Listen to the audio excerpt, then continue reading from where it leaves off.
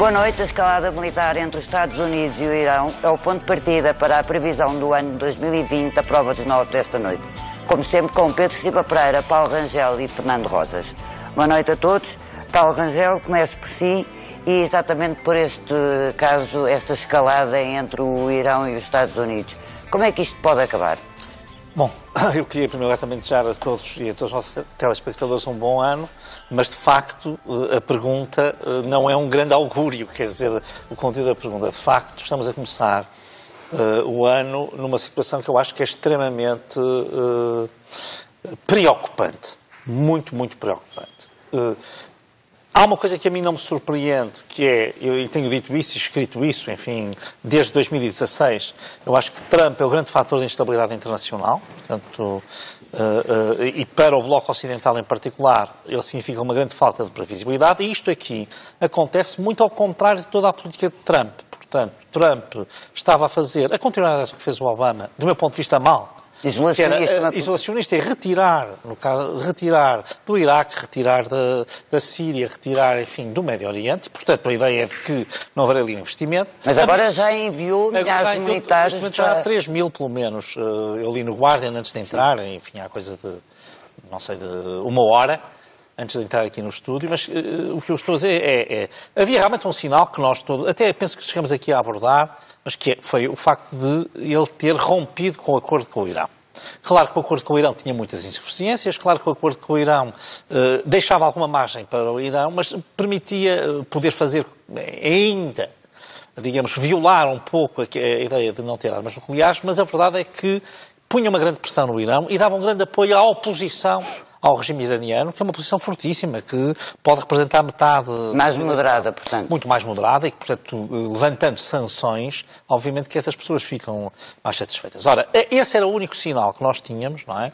Aliás, uma coisa um pouco estranha, porque ele tenta um apaziguamento incompreensível com a Coreia do Norte, mas depois com o Irão tem sempre esta atitude. Também está a correr mal a Coreia. Agora está a correr mal. Mas, quer dizer, a verdade é que não se compreende como é que há um gesto de boa vontade dessa natureza.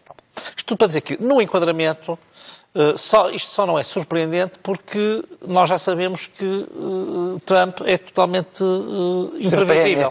Bom, e, portanto, aqui o que acontece? Eu acho que isto tem uma gravidade grande, porque, muito embora se trate, e trata-se de um perigosíssimo, diria, orquestrador de terrorismo internacional e do lado mais terrorista que tem o regime do Irão, e realmente tem, e nós vemos isso no Hezbollah no Líbano, no Hamas na Palestina, vemos isso, enfim, no apoio que deu ao regime sírio em muitos aspectos, vemos no Iémen com os Houthis, portanto, vimos naquele ataque pela Arábia Saudita. Quer dizer, este general que foi morto era um grande estratega, portanto, ele é claramente o número 2 o número 2 informal do regime iraniano, logo a seguir ao Ayatollah Khamenei, não é? Mais até do que o próprio Rouhani, o presidente, e portanto... Falava-se dele até como sucessor. Como futuro presidente, portanto...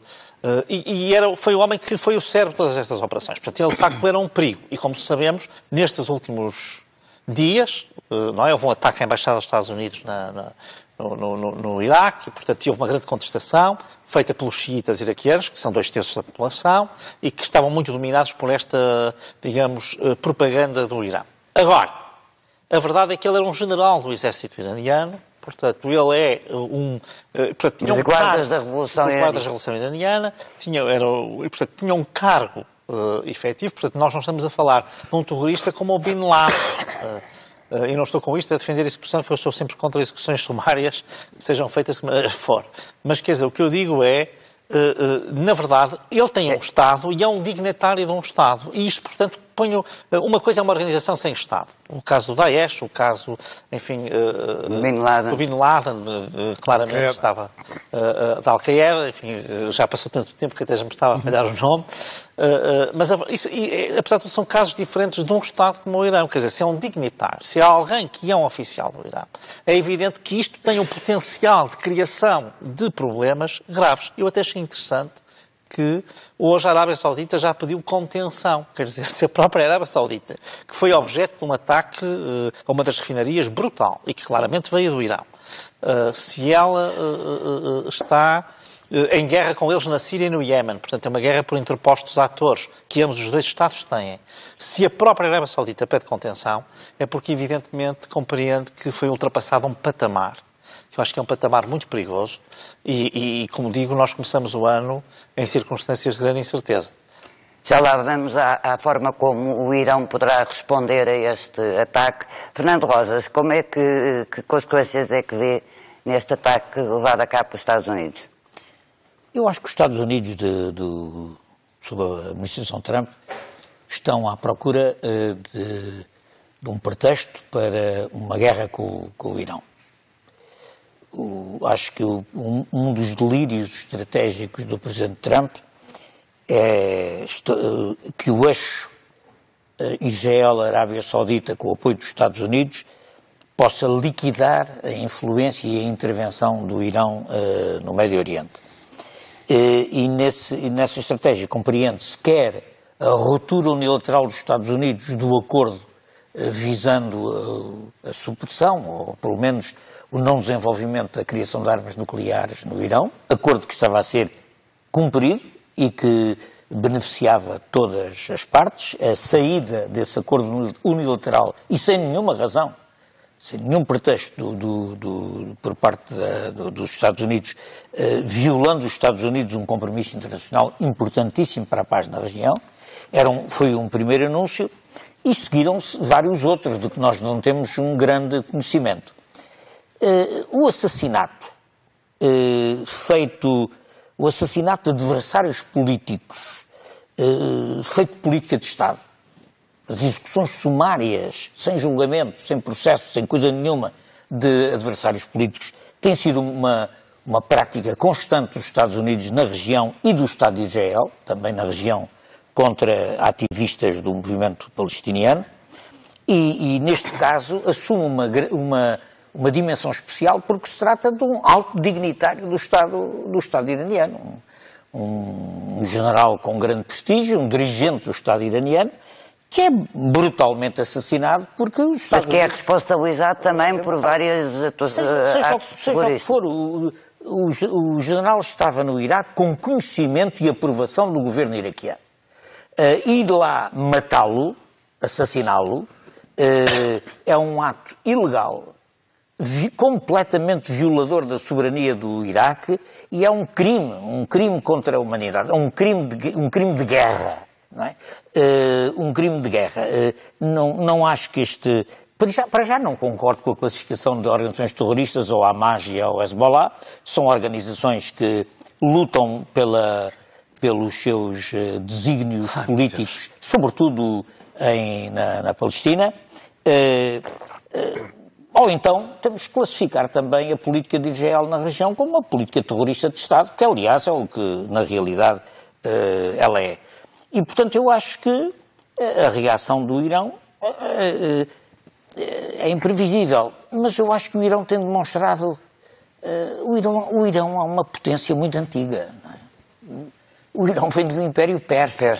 Quer dizer, é uma potência com uma grande sabedoria acumulada, apesar de o regime dos ayatollahs não ser de todo da minha simpatia política. Mas há uma sabedoria acumulada no Estado iraniano. Eles até agora nunca puseram um pé em falso. Nunca puseram um pé em falso em matéria de política internacional. Nunca ultrapassaram o limite que pode precipitar o Irão numa guerra em que provavelmente terá grandes desvantagens para eles do ponto de vista militar, porque a superioridade militar israelita, basta dizer que Israel tem a bomba atómica, coisa que naturalmente não incomoda ninguém, não é? Mas tem a bomba atómica de uma forma ilegal e violando também os tratados internacionais. E, portanto, o Irão naturalmente tem os seus desígnios estratégicos, naturalmente interveio na guerra da Síria, interveio no Iraque, mas todos intervêm. A Rússia também intervém, os Estados Unidos intervêm, a Síria intervém. Portanto, quer dizer, quem é que pode atirar a primeira pedra? E entrar pela política do assassinato dos adversários, acho que é uma aventura perigosíssima, além de ser um crime de guerra, é uma aventura perigosíssima, e que coloca tudo isto à beira de um desmoronamento, dos equilíbrios tão instáveis e tão e tão precários naquela região, numa altura em que ainda por cima o Daesh está a reorganizar na Síria após a retirada dos Estados Unidos, que apoiavam os curdos no norte do Iraque.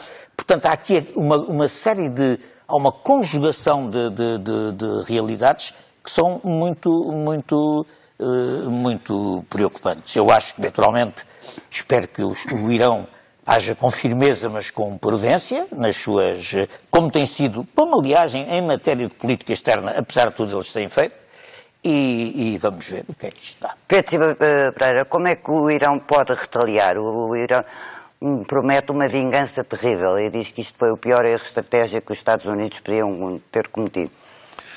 Bom, sem dúvida não há limites para a imaginação a esse nível. O que é seguro é que esta ação dos Estados Unidos e do Presidente Trump é perigosíssima e arrisca-se a gerar uma escalada de violência, não apenas no Médio Oriente, mas à escala global, através do terrorismo. E será uma violência descentralizada, quer dizer, não será apenas comandada a partir do centro, ela será descentralizada e, portanto, ameaçando desde logo a vida dos cidadãos norte-americanos, dos militares, dos diplomatas, dos interesses americanos em geral, que ficarão ameaçados e, enfim, dos ocidentais por arrasto também.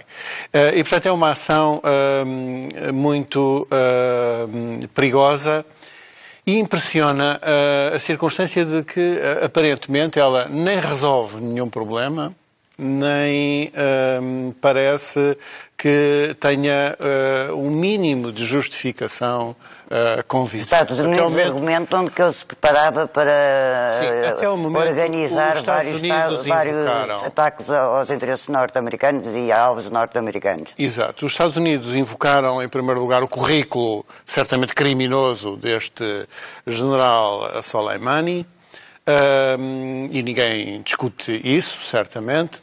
E, por outro lado, também o facto de poderem existir ataques contra cidadãos e interesses norte-americanos em preparação, mas sem fornecer nenhuma indicação específica sobre o assunto e só a existência de uma ameaça gravíssima e iminente poderia justificar uma ação do presidente norte-americano, como comandante supremo das Forças Armadas norte-americanas, sem sequer autorização ou mesmo conhecimento ou notificação do Congresso norte-americano.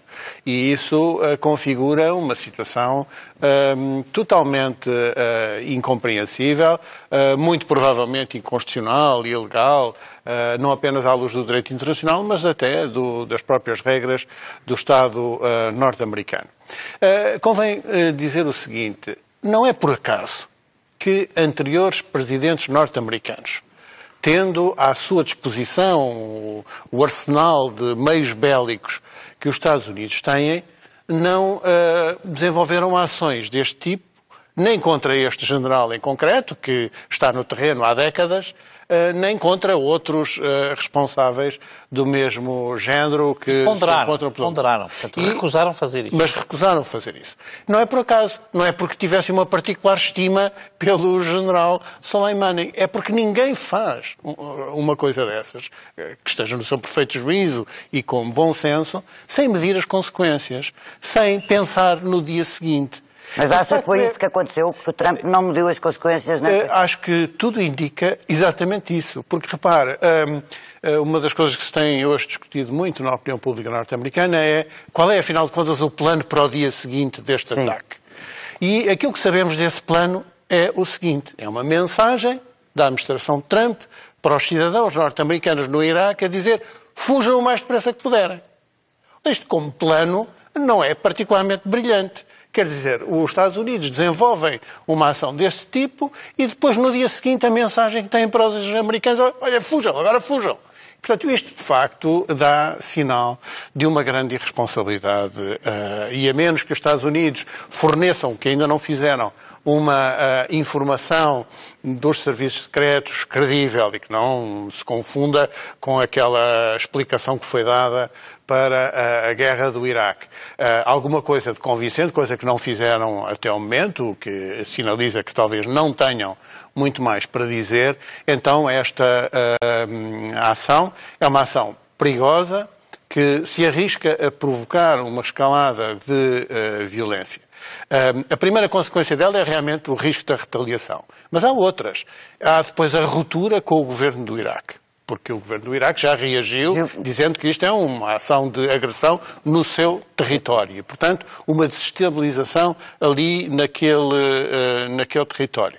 Depois, mais um fosso no quadro das relações entre os Estados Unidos e os seus aliados pelo mundo fora, em que os Estados Unidos aparecem cada vez mais como um aliado pouco confiável para parcerias estratégicas. E tudo isto tem imensas consequências e há depois ainda uma outra, que é uma certa cortina de fumo para o processo do impeachment nos Estados Unidos da América. Provavelmente é mais. Eu ia exatamente para esse ponto. De que forma é que este ataque pode influenciar a política interna norte-americana? Pois eu acho que aqui há uma motivação interna também grande, não é? Portanto, eu acho que isso que é talvez a explicação mais... Há haver uma explicação racional, essa seria talvez a mais plausível, que é, eu penso que é a questão do impeachment, mas até mais do que a questão do impeachment é a própria questão das eleições em 2020. Aliás, mas isto reforça a posição de Trump internamente? Eu penso que reforçará. Portanto, reforçará a posição, pelo menos junto daquele que é o seu eleitorado. Portanto, não é? E, portanto, eu acho que ele que vai claramente criar aqui... Porque, agora, o que é que pode acontecer?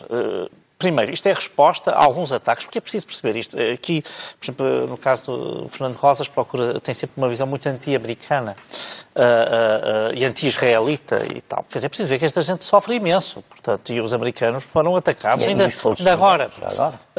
Ainda agora. Portanto, isto não é... Portanto, ia dizer assim, bom, faz um ataque, parece até que o Irão, ou que a Síria, ou que a Rússia, ou que a Arábia Saudita, ou que o Hezbollah e tal, que não fazem ataques à queima-roupa, e esses aí nem querem saber se há julgamentos, nem se há, nem deixa de haver, nem sequer se sentem mal a fazer isso, nem são criticados pelas suas opiniões públicas. Portanto, é 1000 vezes pior, não é? Portanto, não há sequer a noção de que estão a fazer uma infração.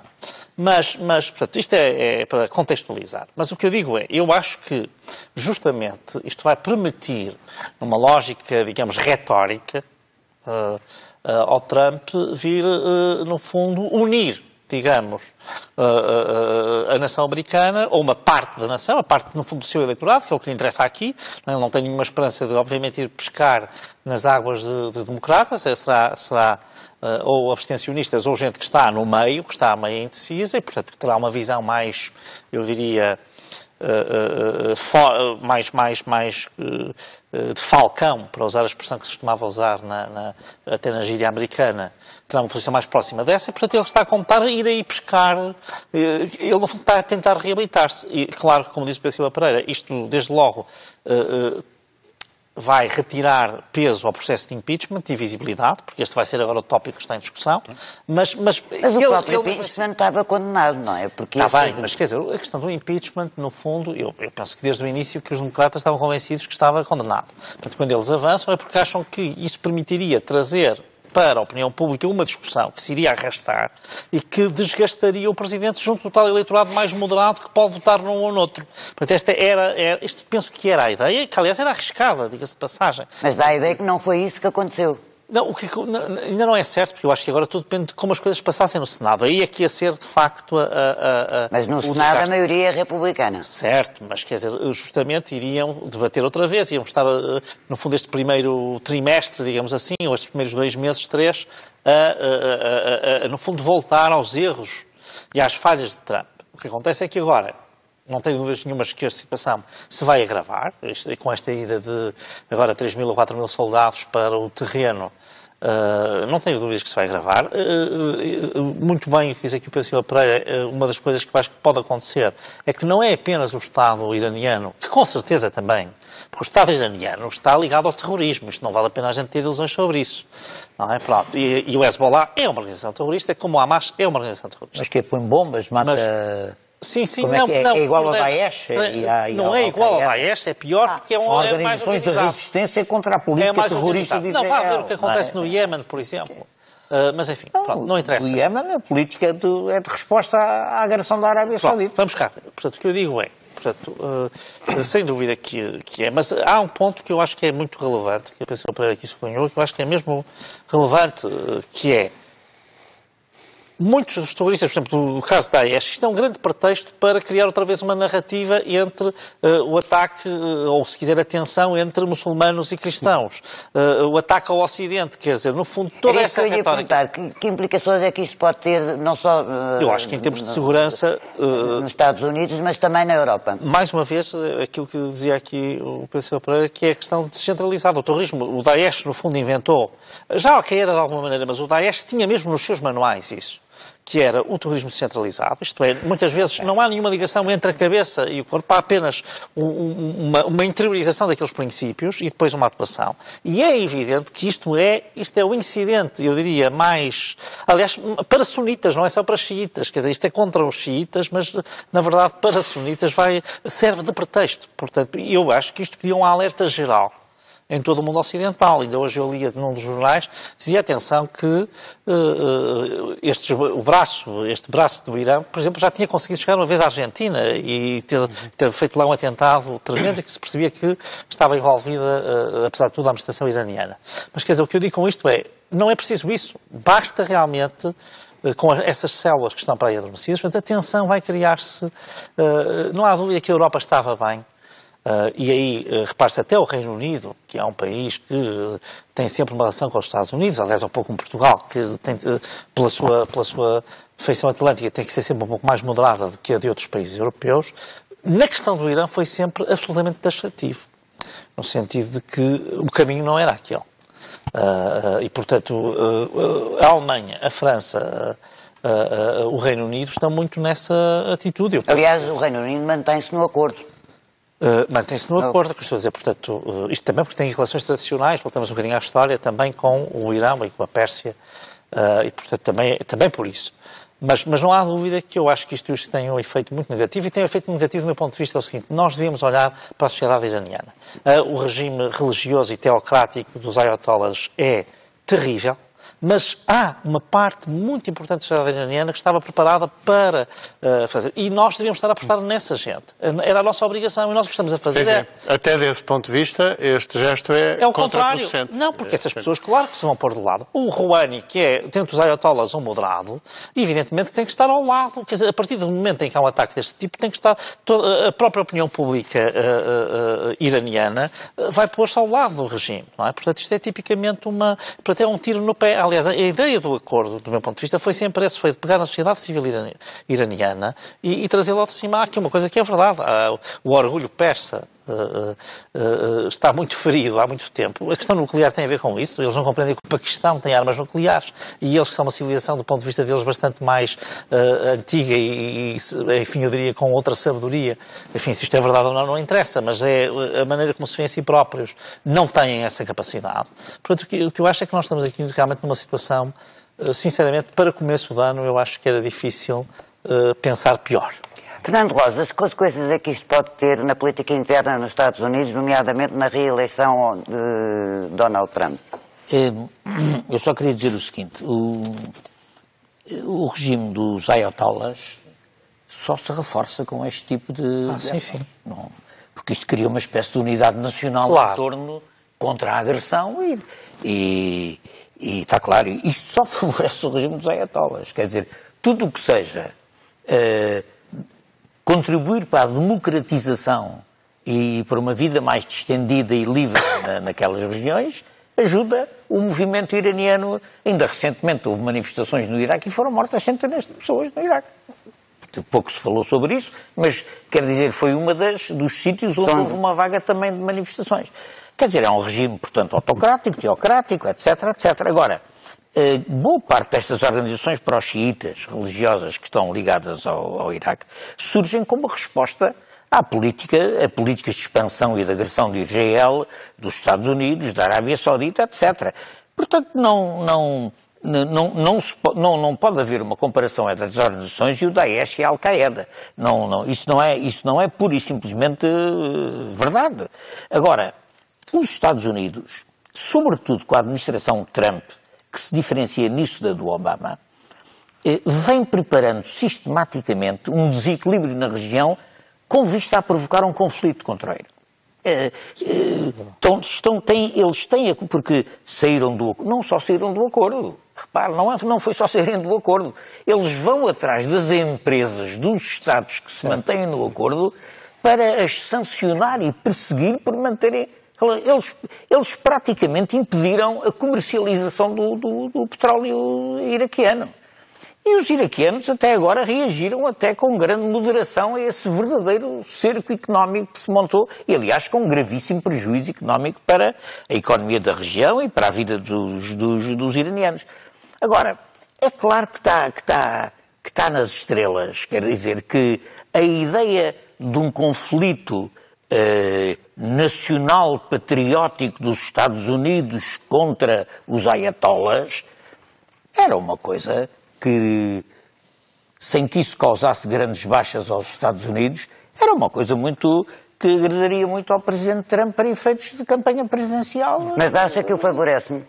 Acho que o favorece absolutamente. Porquê? Primeiro porque o empenhamento militar dos Estados Unidos num conflito desses nunca seria muito grande. Porque eles têm lá a Arábia Saudita, têm lá a Israel, têm lá muita gente para fazer E porque neste momento o envio de tropas para o estrangeiro não é muito popular nos Estados Unidos, tanto que não é que o próprio Trump teve que os retirar, e porque o Trump tem tem adotado uma política de retraimento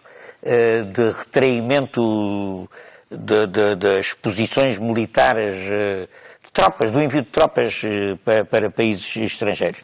Agora, isso é uma coisa que conviria muito aos Estados Unidos. A Nancy Pelosi, presidente da Câmara dos Representantes, chamou hoje a atenção que é muito estranho que um ato desta gravidade, porque se trata do assassinato de um líder político de um Estado reconhecido pelas Nações Unidas, etc., é um ato cuja gravidade e cujas implicações exigiriam a consulta da Câmara dos Representantes e do Senado, enfim, do Congresso.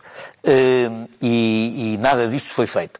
É claro que isso pode ser um elemento. Agora, se ele lança fogo àquele nacionalismo militar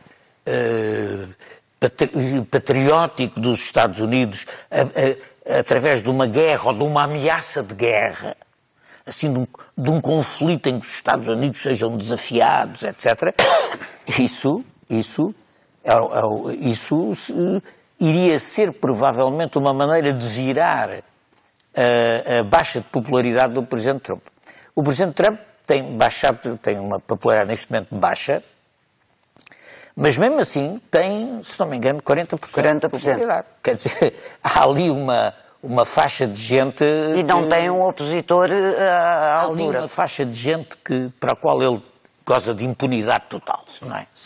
Esses estão lá, um bocadinho como o Bolsonaro no Brasil, com os 30% do Bolsonaro no Brasil. É a mesma lógica. A lógica. Ninguém... agora, 40% não chega para ser eleito. Sobretudo se os democratas encontram um candidato... Mas a verdade é que os democratas ainda não encontraram. Sim, mas até lá ainda vai haver... Não há muito até lá. Mas ainda há as primárias todas, não é? Ainda vão desaparecer candidatos, etc. Enfim, há uma situação que ainda vai correr o seu coisa. Agora, um conflito no Irão que não implicasse um grande envolvimento, mas que pudesse ser explorado como uma ameaça ao orgulho nacional dos Estados Unidos, ao orgulho imperial dos Estados Unidos, isso era uma coisa altamente conveniente para a indústria de armamento, por um lado, que está ali a pagar as despesas do Trump com toda a força, e para a administração Trump, sem dúvida nenhuma. E acho sinceramente que isso influencia estes delírios imperiais do Presidente Trump. Pedro Silva Pereira está de acordo que isto pode ter influência na... Acho que pode, mas também acho que é cedo para dizer.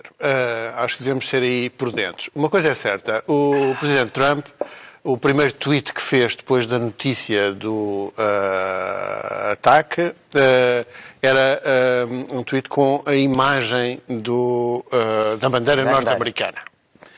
Isso significa, portanto, que ele acredita, pelo menos ele acredita, que esta ação é uma ação que pode unir a sociedade norte-americana numa operação épica de combate contra o terrorismo e contra o Irão, contra o islamismo do modo geral. Ele acredita nisso. Agora, penso que as consequências concretas desta ação, do ponto de vista político, vão depender também do que se vai passar a seguir. E, portanto, do nível de retaliação que aconteça, do dano que isso signifique. É verdade que a sociedade norte-americana não parece muito disponível para um compromisso militar acrescido naquela região e muito menos disponível para conviver agradavelmente com um sentimento de insegurança que a multiplicação de ações terroristas poderiam provocar. E, portanto, esse nível de retaliação eu penso que terá uma consequência também na popularidade do presidente norte-americano, porque ele será responsabilizado por uma ação que, por muito que este general de que agora se fala possa ser importante no xadrez do Médio Oriente, não deixa de ser um pouco incompreensível como um gesto que só poderia fundar-se na circunstância de ser uma medida absolutamente necessária para travar uma ameaça iminente e que não tivesse nenhuma espécie de alternativa. E isso não está demonstrado. Bom, e do plano internacional para o plano nacional, Paulo Rangel, o que é que espera do governo este ano? Quer dizer, nós temos um governo minoritário, como dizia o Presidente da República na sua mensagem de Ano Novo, o eleitorado não lhe deu a maioria absoluta, vamos ter estabilidade política ao longo deste ano? Vamos cá ver, eu penso que já disse aqui, e é aquilo que eu estimo que vai acontecer, eu acho que pelo menos durante 1 ano e meio, 2 anos, eu acho que vai haver estabilidade, com certeza, depois logo veremos, depende muito do desempenho do governo e dos aliados que for capaz de encontrar. Não há dúvida de que tudo aponta para que à esquerda é que o governo tem a sua base de apoio, que a esquerda está numa situação difícil. Eu acho que quer o Bloco de Esquerda, quer o PCP estão, porque evidentemente se eles retirarem o apoio podem ser eles responsabilizados por falhar o governo do Partido Socialista e que isso na atual conjuntura, não estou a dizer daqui a 1 ano e meio ou 2. Mas se derem o apoio também podem ficar presos ao governo. Bom, pois claro. E acabarem por ser vistos como os aliados naturais do governo. Por isso é que a situação, penso que essa é a dificuldade da situação, mas por isso é que nunca se compreendeu muito bem, porque é que no PCP foi claro que o PCP se quis distanciar logo de início. No caso do Bloco, porque é que as negociações não foram mais longe? Aparentemente porque haveria exigências que eram inalcançáveis, mas quer dizer, sinceramente, quanto à estabilidade, eu acho que vamos ter alguma instabilidade, uma estabilidade instável, quer dizer, ou seja, não me parece que se possa provocar uma queda do governo nestas circunstâncias, muito menos com esta legitimidade, digamos, recente, de um ato eleitoral recente.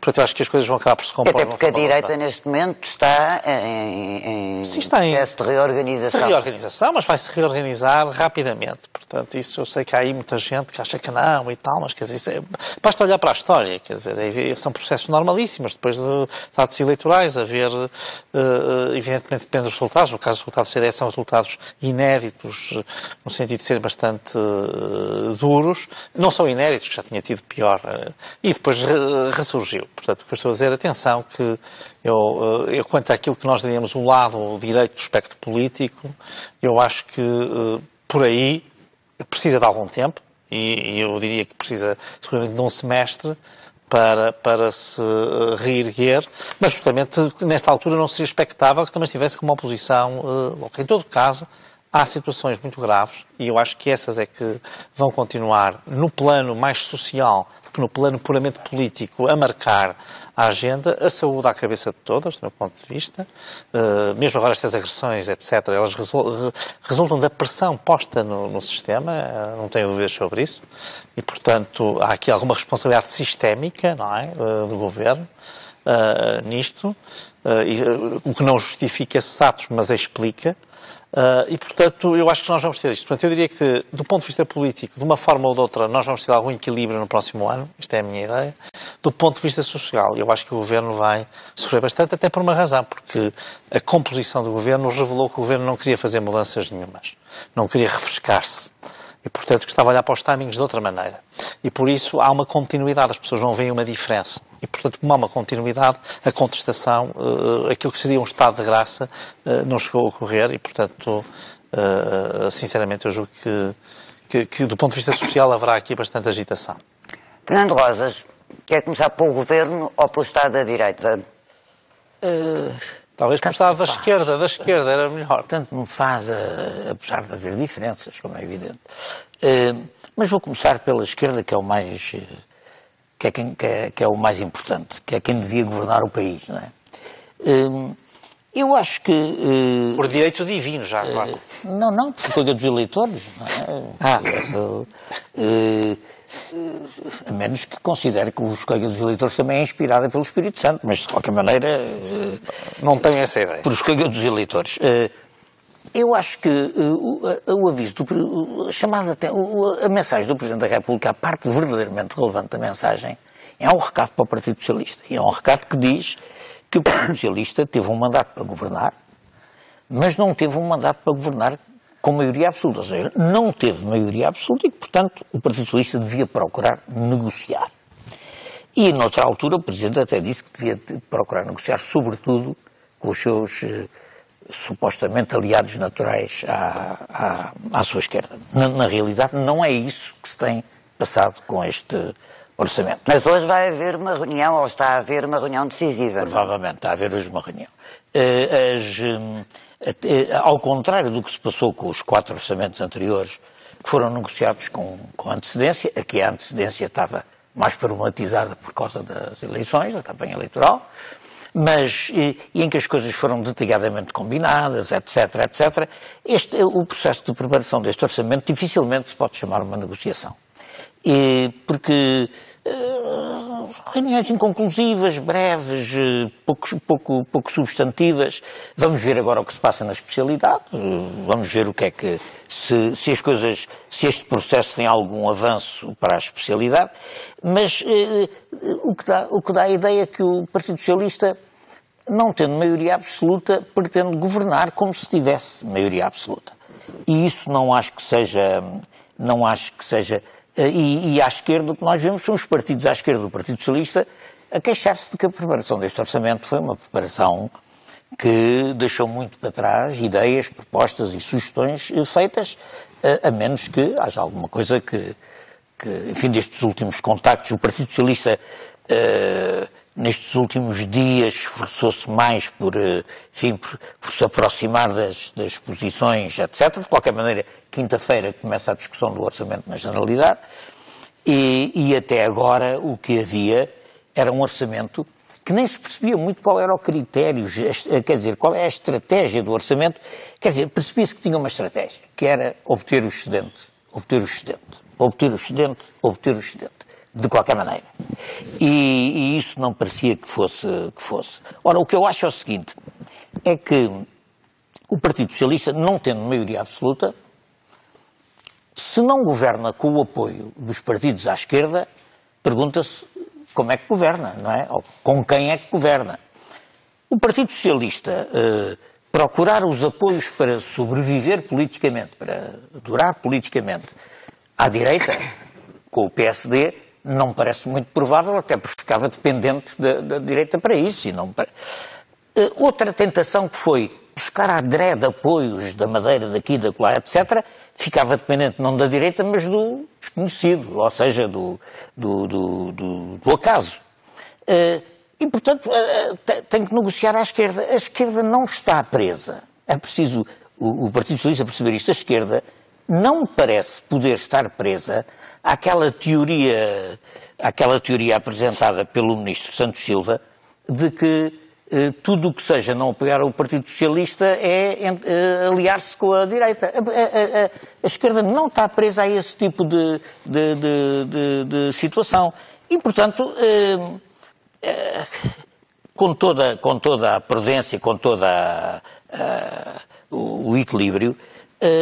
Mas quer dizer, de qualquer forma, da forma como for aprovado este orçamento, está dependente do ano político... Está dependente, e além disso, não se esqueça que este orçamento vai ser votado agora, mas em outubro vai ser votado já outro, não é? O segundo orçamento já é em outubro. E, portanto,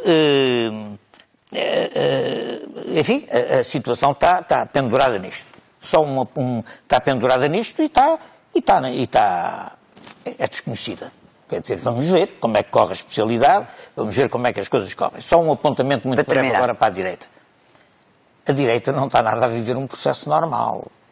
Eu estranho que a sagacidade política aqui do nosso amigo Rangel não tenha apreendido o facto que a direita está num processo realmente de reorganização. E de reorganização radicalizante, que pode ser travada ou adiada pela vitória do Dr. Rio na eleição interna. Isso pode, de facto, travar um bocado o processo. Mas há uma parte do PSD, o CDS, etc., que estão a tentar formar um polo de direita radical, que leva também uma parte do PSD. A eleição do Dr. Rio é contra esta corrente. É contra esta corrente. E neste processo vão desaparecer o CDS e vai desaparecer Bom, o outro também apareceu pouco. Aqueles outros do... Liberal. Aquela direita chique que apareceu agora. Porque o Chega... Sim, porque a esquerda chique é o Bloco. A esquerda não. Porque o Chega é o polo aglutinador deste processo, da radicalização à direita. Há uma parte do PSD que pode ser atraída para isto, mas o Chega é que vai polarizar este processo de radicalização. Portanto, a direita está num processo de reorganização real. Não é uma coisa que isso não é um pós-eleitoral. É um processo de reestruturação que provavelmente vai comer o CDS do ponto de vista dos partidos tradicionais da direita portuguesa. Embora no CDS também haja um candidato que há até mais que um, que também é um grande conservador, ultraconservador. Estão todos extasiados com o Chega, mas vão ser todos comidos pelo Chega. Sobre isso não tenho muito poucas dúvidas. Porque as outras alternativas vão mais para o PSD social-democrata, etc. E o CDS não está um bocadinho longe. Pedro Silva Pereira, dá um pouco a ideia de que o Governo acha que tem a esquerda, que tem a garantia de que a esquerda é obrigada a viabilizar o orçamento e, portanto, não tem feito grandes negociações à esquerda. Não corre o risco de ficar sem apoios para tomar medidas no Parlamento, nomeadamente em relação ao orçamento? Não me parece, nem parece que isso esteja a acontecer. Acabou por relembrar-nos que ainda há uma reunião de negociação do orçamento a decorrer agora entre o Governo e os partidos à esquerda, portanto não me parece que isso retrate a situação. Eu acho que a chave para compreender politicamente o ano de 2020 é verdadeiramente como é que as diferentes forças políticas se adaptam ao novo quadro político-eleitoral e parlamentar que resultou das eleições legislativas. À direita, isso significa uma questão de liderança nos dois maiores partidos, no PSD e no CDS, e também o modo como se ajustam ao cheque que é colocado pelas novas formações políticas de direita com representação parlamentar. À esquerda, o desafio é o outro. Eu creio que o Presidente o compreendeu bem. Eu acho que a mensagem do Presidente é uma mensagem lúcida e oportuna. Acho que o Presidente, em primeiro lugar, faz uma mensagem positiva para o país, a propósito de um novo ciclo de esperança para o futuro. E depois desenvolve duas mensagens que são o desejo de um governo forte concretizador e dialogante e de uma oposição também forte, alternativa e aberta a entendimentos. De forma que me parece um bocadinho desvirtuar a mensagem do Presidente, pegar apenas numa parte, como se a mensagem, como disse o Fernando Roças, fosse um recado para o Partido Socialista, para o Governo teria que dialogar falando sozinho. Não, o Presidente não disse isso. O Presidente disse que o Governo devia ser dialogante, mas também disse que os partidos da oposição, e não fez aí particulares distinções, deviam estar abertos a entendimentos. E, portanto, penso isso que são duas faces da mesma moeda. E, portanto, o Governo deve realmente ser dialogante para viabilizar, sendo um Governo minoritário, e dialogante com todas as forças da oposição. De governação. Isso é a orientação do Governo e do Partido Socialista, é claro. O Governo e o Partido Socialista privilegiam o diálogo à esquerda, na linha daquilo que aconteceu na legislatura passada, mas, mais uma vez, tendo em conta também o novo quadro parlamentar, que nós não podemos fingir que não existe. O novo quadro é de um Partido Socialista reforçado, em que os partidos à esquerda apenas precisam de se abster no orçamento, não precisam de votar a favor. Portanto, pensar que isto, para os partidos à esquerda, iria manter tudo igual ao que se passou na anterior legislatura, não faz nenhum sentido. É evidente que os partidos à esquerda aproveitarão a circunstância de se terem que comprometer menos com um governo a que não pertencem para marcar a sua autonomia e a sua divergência. Portanto, eu isso não acho nada surpreendente. Portanto, acho até que isso é o natural. O que eu penso que seria um erro, e é por isso que falo numa adaptação ao novo quadro parlamentar e resultante das eleições, o que eu penso que seria um erro é os partidos à esquerda imaginarem que é solução para gerirem esta situação, multiplicarem uma espécie de abstenções violentas nos orçamentos de Estado. Como quem mantém um discurso muito crítico e agressivo em relação ao Governo, para depois, chegado ao momento da verdade, se abster. E eu acho que isso mostra, como é do interesse de todos, é do interesse do Governo, do Partido Socialista, mas é também do interesse dos partidos à esquerda encontrarem um modo de convivência, de diálogo construtivo que permita gerir esta situação no interesse do país. No fundo, também para isso que o Presidente, penso, que convoca todos, quando diz o novo quadro parlamentar, gerando um governo minoritário, expressa da parte dos eleitores uma vontade de continuidade, mas com este quadro parlamentar. E é esse quadro parlamentar que todos temos que nos ajustar. Diga, Fernando Rosas, rapidamente. Muito rapidamente. A intervenção do Silva Pereira foi elucidativa disto. Primeiro, os partidos à esquerda já são partidos da oposição, que é uma coisa interessante de salientar. Segundo, o Presidente da República não, mas foi você que disse, ao Governo e à oposição. Não é e o Santos Pereira na sua e o Silva Pereira na sua intervenção meteu os partidos de esquerda também como partidos da oposição. Pronto, é verdade, quer dizer, é para aí que o Partido Socialista está a empurrar os partidos de esquerda. Em segundo lugar, pensaram que se ia manter tudo igual. Mas isso foi o compromisso do Primeiro-Ministro a seguir às eleições, que anunciou que a geringonça ia continuar. É certo que 2 dias depois disse que ia acabar a geringonça, mas de facto não se ia manter tudo igual para coisa. E em terceiro lugar, chegado o momento da verdade, abstêm-se. Quer dizer, a abstenção dos partidos de esquerda perante um orçamento que é substancialmente contrário àquilo que são os seus interesses, neste orçamento, não sei se vai acontecer ou não faço ideia nenhuma, mas a acontecer só podia ser considerado como um ato de maturidade face à inconveniência de estar a provocar eleições 3 meses depois do Governo de ser eleito. E, portanto, não é chegado o momento da verdade, fazem muito barulho, chegado o momento da verdade, abstêm-se. Se isso acontecer no primeiro orçamento, abstém-se por respeito à decisão do povo português e para não estar a precipitar eleições logo a seguir ao primeiro orçamento. Provavelmente no segundo já não se passa o mesmo. Paulo Rangel, partilha, presumo que não partilhe, mas o que é que responde ao Fernando Rosas quando ele se diz que a direita está num processo de reorganização e de radicalização? Não, eu não estou nada de acordo com isso. Quer dizer, é evidente que uma coisa é o Chega e o que ele representa, e portanto, e obviamente que isso é uma novidade na política portuguesa, é como o Bloco foi. O Bloco foi uma novidade no ano 2000, 99, já não sei bem. 99, portanto 20 anos. Bom, portanto é uma novidade. Bom, que depois pode ter cimento, pode não ter, enfim, pronto. No caso do já PS... tem 20 anos de seguimento. Certo, não, neste caso teve. Chega. Sim. Não, o Chega pode ter, não ter, pode ser como o Partidos Reformados, que teve já não estou a falar do PRD, portanto, estou a dizer que portanto, isto são coisas que estão sujeitas a essa prova. No caso do PSD, e até de alguma maneira do CDS, embora acho que o caso do CDS, apesar de tudo, é um pouco diferente. Mas, no caso do PSD, isto é um processo até, eu diria, bastante normal no PSD. Portanto, só quem não conhece o PSD é que não percebe isso. Ele sempre teve uma grande ebulição interna e tem mais congressos que qualquer outro partido português.